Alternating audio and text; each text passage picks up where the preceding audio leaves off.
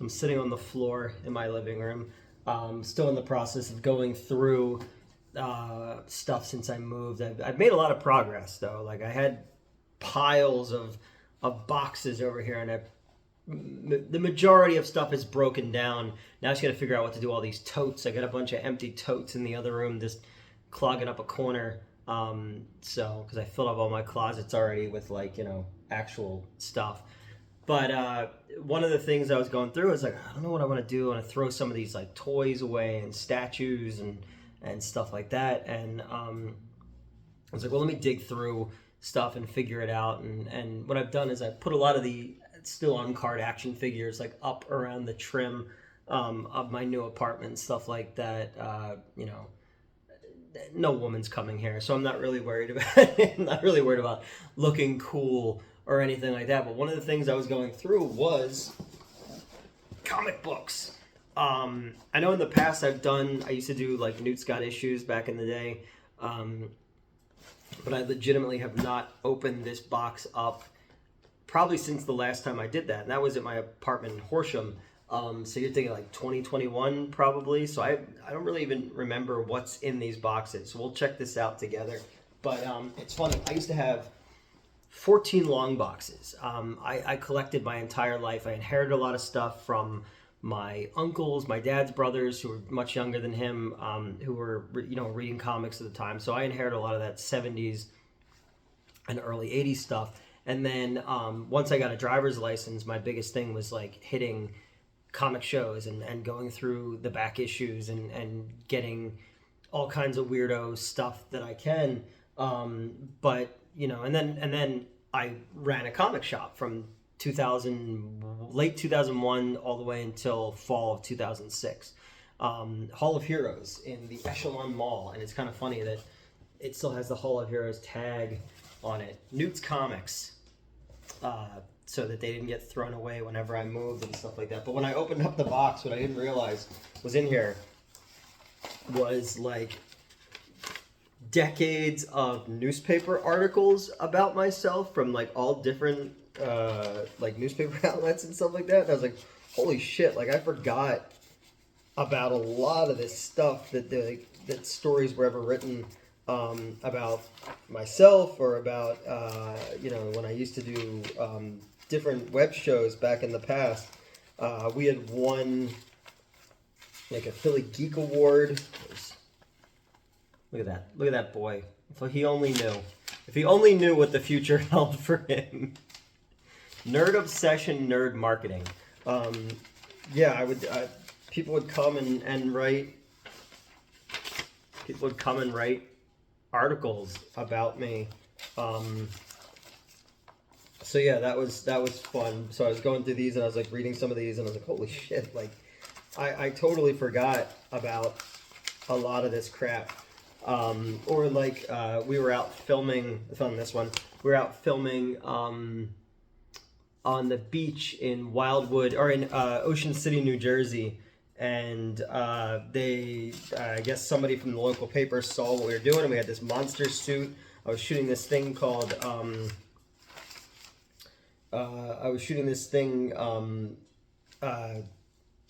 called Crab Monster from Terror Beach, and they came and they wrote a story. It's myself, Justin Daniels, who's in a lot of my stuff, and then that other guy who used to be my best friend.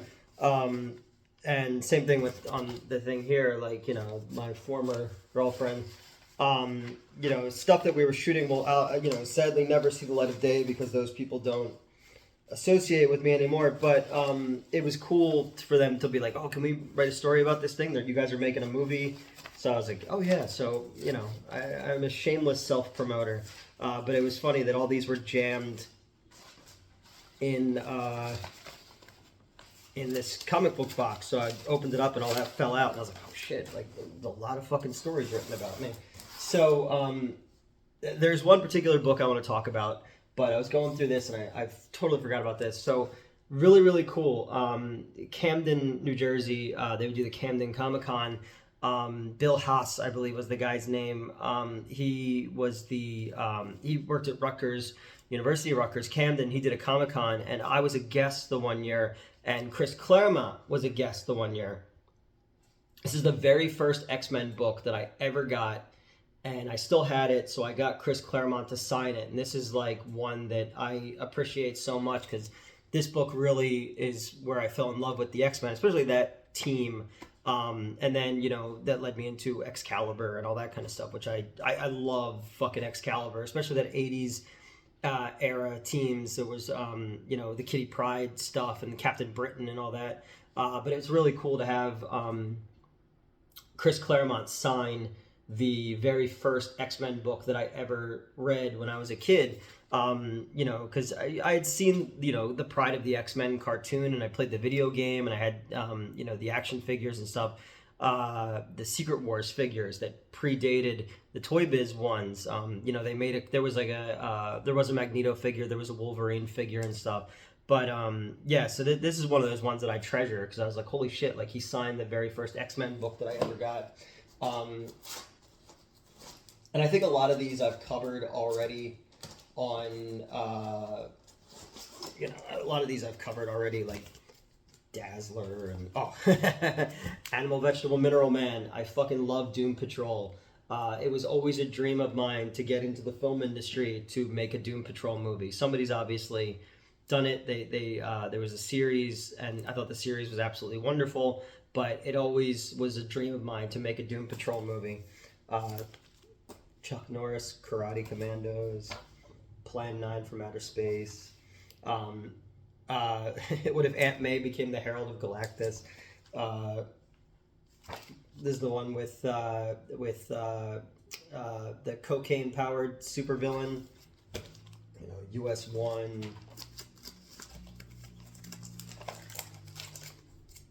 NFL Super Pro. The one where Superman was almost accidentally tricked into doing a porno movie. Let's see. Oh, here you go. This is a cool one. Star Slayer, first ever appearance of the Rocketeer, is in this book, and I fucking love the Rocketeer. You know, New Mutants #1. I used to have like a fuck ton of really, really cool shit, but I just kind of like broke it down to things that have you know, some kind of value. Crime Suspense Story from 1952. It's an original. So a lot of this stuff, like I kept things that were that had, you know, sentimental value to them. Things that were given to me as gifts by people who are no longer with us. I used to have a huge collection of House of Secrets and House of Mysteries. And there's some newer stuff in here that I collected over like the last few years and stuff like that. My all-time, I think I've talked about this on several occasions, Garden of Earthly Delight, my all-time favorite comic book story ever written, is when Alec Holland's Swamp Thing goes to Gotham. I love this book so much. But, you know, over the years, I've sold things off. I used to have, like I said, I had 14 long boxes at one point, and a lot of Mr. Miracle stuff. But I had to sell things off to pay for cancer treatments and all. So, you know, the stuff that I kept was things that had, you know, some kind of value to them when it comes to, you know, sentimental value. Obviously, Velvet Rope. But the one I wanted to talk about today, if I can find it in here, bear with me now, was... here's another Dream Reaper. I was a writer on this book. Yeah, this is a long time ago. Let's see if I can find it. There's one of my favorite Batman artists of all time. This was the introduction of the Tim Drake Robin in these books. Batman Hush, Batman Year One. Okay, well, here's part of it. Where's the rest of it? Oh, here we go. Okay. So we've got... here's another one. I don't know where I got this from. Marvel Comics did an adaptation of the life of Pope John Paul. Or like... let's Another article about me. X-Men #1, one of the highest selling issues ever. So that's going to tie into what I'm going to talk about. So, Skate Man, Denny O'Neil, one of the worst comic books ever written. So, growing up, I was a much bigger Batman fan than I was a Superman fan. But Superman, Superman, Batman, Wonder Woman, the Trinity. But everybody knows, Superman and, the movies, the cartoons, the action figures, the underoos and all that kind of stuff. But, I wasn't a huge Superman fan. I don't know, something about the stories just didn't really connect with me. So, sometime around 1991, as you were getting into this age now of comic books where Image is now a huge thing. I remember getting the very first issue, and I'm sure it's in this box somewhere, the first issue of Spawn or Savage Dragon or any of those type of characters. Like all those superstar artists from Marvel and DC were now their own company. And you guys all know the fucking story of Image Comics, nothing new. But at that time, you've got these things going on like Image Comics. You've got X-Men #1 selling like insane numbers. So you now have DC. Like, what do we do? So their plan originally, because at the same time, Lois and Clark: The New Adventures of Superman was on with Terry Hatcher as Lois Lane, they were gonna we'll marry. In the comics, we'll get Clark and Lois will get married, but that was also going to be the plot of the TV show. So they go, what do we do as the comic book people? What do we do to keep up with Image? What do we do to keep up with X-Men #1? And what they did was killed Superman. And granted, they've killed Superman before. There was a cartoon back in the Superpowers days where they killed Superman. I remember his skin turned green from kryptonite poisoning. But I used to read Wizard magazine, Wizard magazine. Wizard magazine was all-encompassing before the internet about comic books. It was what was coming out. It was there was a price guide in the back of it. It was articles about movie, TV show, video game projects of superheroes. They would do things like, who would play the X-Men if they made an X-Men movie. And I remember reading that, and it was Patrick Stewart as Professor X was who they wanted, and then he wound up playing him in the movie. So I remember reading about there was a big Superman story coming, and they introduced this character called Doomsday. And it was funny because the story before it was just random. My parents got divorced in 1989. My dad lived in this town called Merchantville, New Jersey, and there was a comic shop that was right around literally walking distance. And we were kids. I was 9 in 1991. And it was literally walking distance. So some of the older kids that we would play baseball or hockey or football with, they would walk with us around the corner. And it was around the time of Marvel and DC cards where they had the holograms and stuff like that in them. And a lot of what I learned about who, these superheroes and their origins and who they fought and their big fights and stuff like that came from the cosmic cards and stuff like that. So we would go and get those. And I remember just picking up a random issue because I had a couple extra bucks left in my pocket. I don't remember what I had done. I did some kind of chores or something like that for somebody, or raking leaves or something to get some extra money, and I didn't want to go back with extra money in my pocket, so I bought Superman issues. And in it, Superman, there's these mutants underground, and Superman helps them and stuff like that. And it introduces this character that punches through this wall, and he's wearing this full body suit thing, and that was Doomsday. And unbeknownst to me, that was the introduction of this character. And and then you go they go, Doomsday is coming, and you would see all these things we're setting up for something.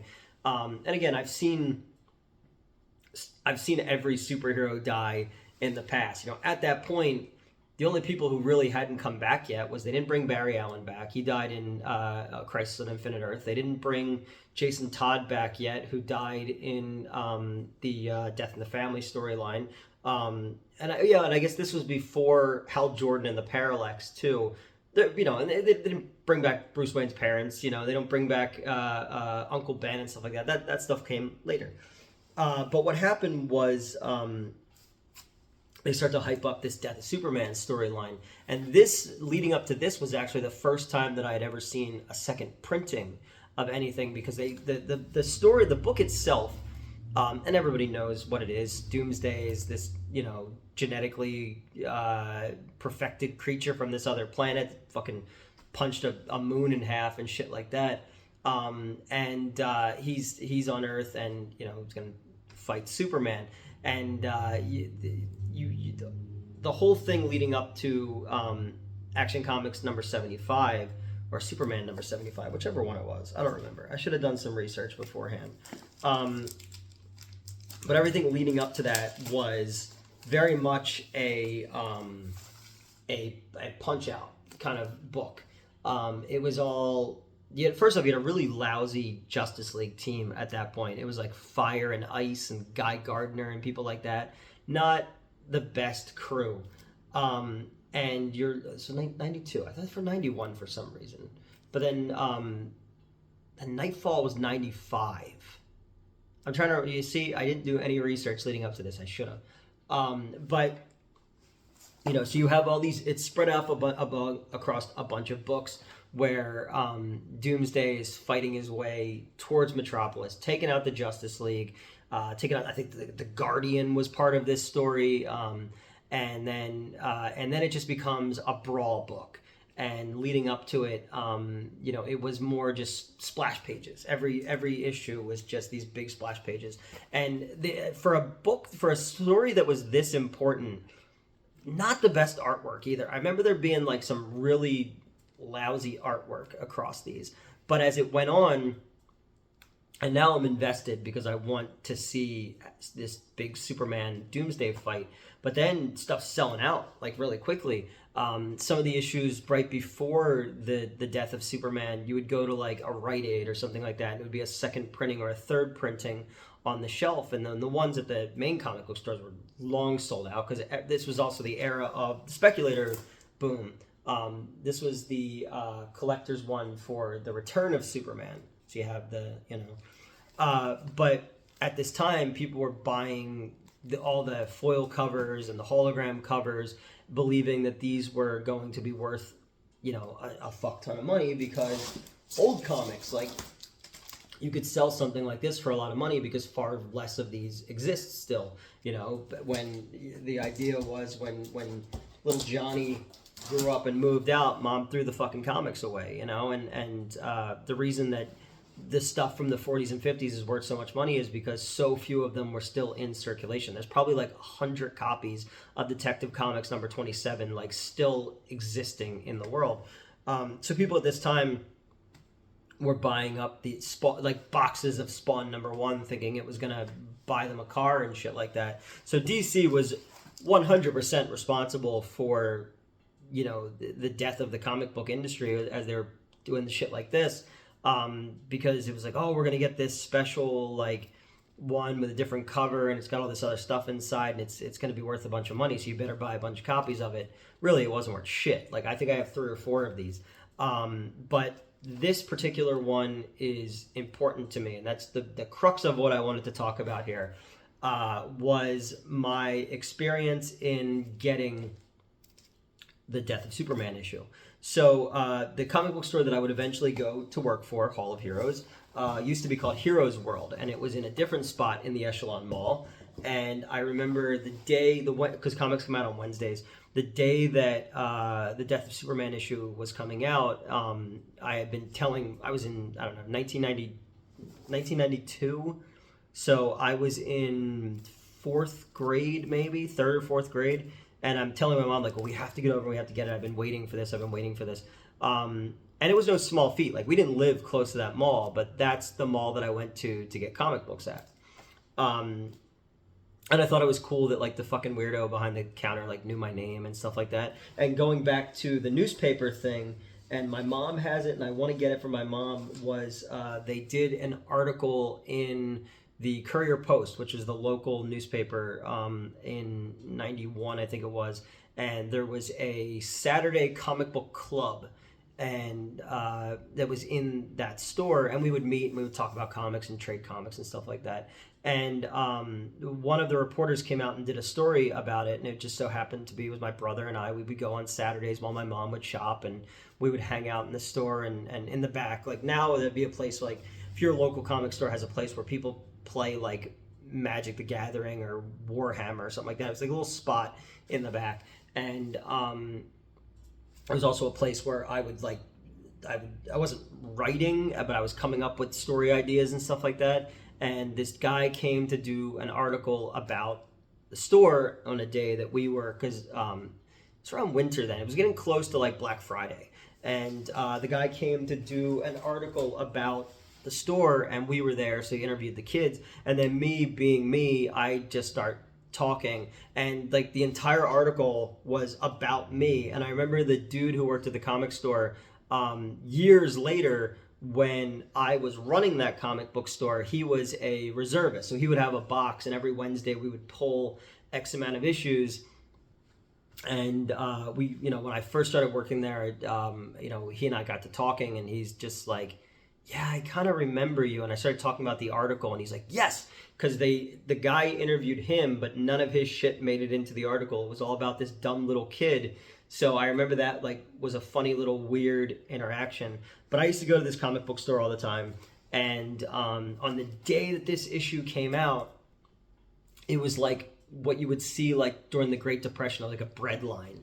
Like people were lined up around the mall, and you were allowed one bagged issue and one loose issue, and that's it. And people were only allowed one of each. They had to like, you know, ration them out. So I don't know whatever happened to the loose issue, but I've had this since it came out, and it came with the splash cover, the memorial thing, a commemorative stamp, the obituary, and the black armband, which I thought was really fucking cool, because in the Funeral for a Friend book, all the superheroes at the funeral are wearing a black armband, which, funny enough, in the Justice League cartoon from the 80s, when he died, his skin turned green from kryptonite poisoning and all that, they had the black armband on, and a Skybox trading card. And I remember the trading cards too. There was a Death of Superman cards, and the Funeral for a Friend card, and you would like, if you collected all of them and you put it together, it made like a poster.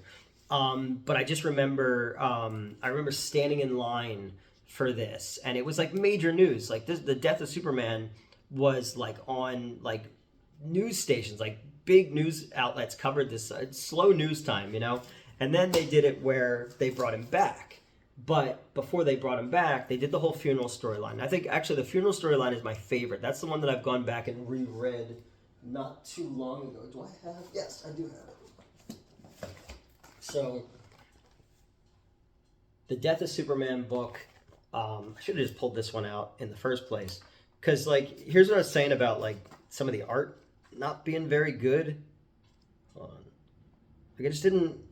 I thought for, like, a big story like this, like, this just doesn't seem, like, appropriate, you know? You would think that you would put, like, your best of your best onto it. And granted, the main stuff was great, but just like this, I don't know, like that stuff never really struck me as being good enough when you're talking about like here you go, that's what I was talking about before, like the punching through until he's finally released. And I love one of my favorite things when Doomsday finally gets out. Yeah, like I don't know, it's just not great. Not you know. Oh, here you go. A bird lands on him and he crushes it. I just thought that was like super fucking cool. But yeah, you have like the fight stuff was actually pretty cool. When you finally have them. Hold on. It's like just the pile driver head first into the ground. Leading down to Metropolis, down to the final blows. Is when, like two tired boxers going at it. But I just remember reading this thing over and over and over again. But when you get to like the Ma and Pa Kent stuff, was my favorite part of the main story. Yeah, it spread over. So Superman number 75, not Action Comics number 75. Superman, Man of Steel, Doomsday, Justice League of America, Superman, Adventures of Superman, Superman in Action Comics, Superman, Man of Steel. Okay, so it really wasn't that many issues that they spread it over. But it felt like forever. It really did. It felt like the book went on for like well over a year, but I guess it really, really didn't. You know, but the idea that the story that followed it was the funeral for a friend, where it was about a world dealing with there not being a Superman anymore, and there's some really, really like compelling stories in there. There's and that gives birth to obviously John Henry Irons, who becomes Steel, and then you'd have the the next storyline, which is the reign of the Superman, where you have Superboy, who was a clone around the same time that Supergirl was a shape-shifting alien, and Lex Luthor's brain, and the dude with the long red hair was Lex Luthor. And the Eradicator, and the cyborg Superman that was actually an alien AI from an astronaut in outer space, from another storyline, stuff like that. There's all kinds of weird shit. But the funeral for a friend stuff I thought was great, and like that was the thing that go like, oh yeah, like this character means something, not just to the world at large, like in universe world at large. There's like a sailor who Superman saved him, and the guy's grappling with like, why am I alive but Superman's not, and like Superman saved me and stuff like that. It's really cool. And then there's a really, really good one with Mom Pa Kent burying Clark's stuff in the cornfield because they can't go to Metropolis. They can't, they can't be there. People can't know that Clark Kent is Superman and all that kind of stuff. And that stuff I thought was really powerful. I remember reading that as a kid, and it really struck me.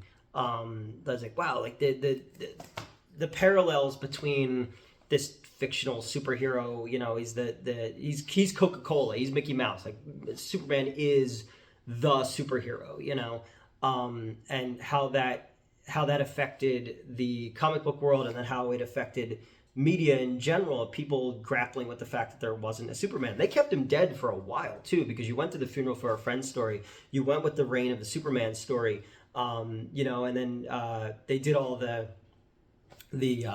trading cards and the action figures and the video game. There's like a Death of Superman brawler game and stuff like that. But I remember like not particularly liking any of the Superman that they brought out. And John Henry Irons I liked because I thought he was a cool idea. He essentially was an Iron Man type character. He was a guy who designed guns for the military that were, I think it was like the Peacemaker, I think it was called, or something like that, or no, was it Peace? I don't remember. But yeah, and then they finally do this whole storyline where the Eradicator and the Cyborg Superman and Mongrel and stuff like that, and then Superman shows up in the black suit and he's got a fucking mullet, and that's where this book came from. And this was the same one that I bought at the same comic book store back in the day. But at this point, in 1993, you didn't have to wait in line anymore. I think people were kind of like, the speculator boom was kind of coming to an end. So they got in and got out when it came to this storyline. And then it just went back to status quo. They figured out a way to bring Clark Kent back into things, and Lois and Clark got married, and Superman eventually cut his mullet. But I just remember as clear as day, like getting these issues and being excited for the next one each time, and this beat 'em up that was going on at that time leading up to this one. Because again, once I saw this image, the bloody S in Wizard magazine, I was like, holy shit, like this is crazy. Like, again, because I wasn't as jaded then in 1992 as I am now, to be like, well, they're gonna bring everybody back. Jason Todd's back, Barry Allen came back, and Hal Jordan became the Spectre, and then he came back, and but yeah, there was a time and a place where I was not jaded, and I was very, very excited and caught up in the marketing, thing that DC Comics had created and what was going on in comics at the time. Like, the 90s were such a shit time for the comic book industry. Well, it was a good time for the comic book industry. It's also a shit time for the comic book industry because they wound up like cutting off their nose to spite their face. But I remember being a kid and just being so enamored with this idea of, and being part of the zeitgeist. People outside of my nerdy world as a little kid were talking about this, and I had inside knowledge as to what was going on. And it was sort of like now what we have with Marvel movies. You start to see when the movies became more popular and we're building towards this thing, like attractive girls would be like, who's Thanos? Like, what's this about? And then now you're like, you have like, currency. You're like, well, let me tell you about the Infinity Gauntlet. Like, he was in love with death, and all this kind of Adam Warlock. And, but yeah, there was a time before when, I felt like I being so in love with this stuff and so into it, I felt like I was part of a happening. And this was huge. This was a big fucking thing. And even him coming back was a big thing. And these were my issues that I got back in 1992 and 1993. And I'll have them forever because I'll always have that memory of standing in line at Heroes World and just waiting my turn to get my copy of the Death of Superman. It was the same thing when Bane broke Batman's back during the Nightfall story. I remember just waiting, patiently for my mom to get home from work, like pacing, so I could get there and get that issue where Bane breaks Batman's back and stuff like that. So, it was a shit time for the medium. It was a time that kind of shaped a lot of my tastes when it came to kind of the grittier, and the grittier versions of these characters, but also the marketing stuff. Like, I think I wouldn't probably be in all of these fucking newspaper articles if I didn't understand, selling the sizzle, not the steak. So for that, I guess I owe the Rob Liefelds and the Todd McFarlanes and all those people who sold the sizzle. So that's it. I just wanted to kind of talk about my what's left of my comic book collection. I'd love one day to go back and rebuy a lot of the shit that I had. But again, like the stuff I do have is things that were given to me by ex-girlfriends or people like that I would never get. When I had to sell things off, I held on to those things because, they reminded me of something. So, yeah, that's it. That's my deep dive, not really into the Death of Superman. I should have just used this one the entire time. I forgot it was behind me. Yeah, so is there a particular, there's the redheaded Superman and the alien, shape-shifting, Supergirl. Fucking Booster Gold, man. If he was from the future, he should have seen that coming. It's just a lousy Justice League team at this point. Yeah, I don't know. But that's it. That's my rambling, just making it up as I go about comics because I have to have a video to put up and I don't really know what to talk about anymore. So here's what you get. Is there any issues that you kind of have a great fondness for, a storyline you have a great fondness for, or even like the comic shops that you went to as a kid? Is there one that, means a lot to you? I think that the guy I worked for, he owned the shop since 95. I think he still owns it. I haven't had any contact with him since probably 2012. But I know that the store is no longer in that mall because I know that mall doesn't exist anymore.